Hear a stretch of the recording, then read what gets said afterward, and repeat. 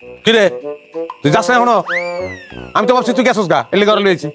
এই মাইয়াকে আমার বউ, হবু বউ। তুই গেলে ঘরে বিয়ে করবো, 1 সেকেন্ডের লেগে আমি বাড়ি খালি রাখতে পারবো না। দেখা তুই জলদি যা। আচ্ছা শোনো, এই হচ্ছে সেই জিনিস, ঝগড়া পিএইচডি, যে কারণে তার লগে আমি সংসার করতে পারতাছি না। 2টা দিন তুমি তার খুব ভালো করে খেয়াল করবা। সে যা যা করে ওইটা আমার লগে তুমি করবা না। যদি করো তাহলে তোমার উড়ি দিতে হবে। আমি বাড়িতে ওর বাইরে হইতে পারলাম না, তুমি আরেক মেয়ে লই আইছো। তো তুই কি মনে করছো তুই বাড়ি থেকে বাইরে আমি গলা ধরে দিব? আমি ওই মালই না। কি কামটা তুমি করতে পারলা? তুমি খালি আমার উপরে উপরে ঝগড়াটাই দেখছো। আমি যে ভিতরে তোমার এত ভালোবাসি না তোমার চোখে পড়ে নাই।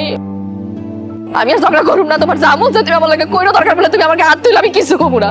আমি কোনো কাছে যাবো না, আমি তোমার পায়ে ধরে আচ্ছা ঠিক আছে, ও যাইবো না বাড়ি থেকে। বাড়িতে যাবো না মানে? যাইবো না মানে যাইবো না, 2 দিন বেড়াইবো। চিনোস না করে মাম তো কইটা লিয়া।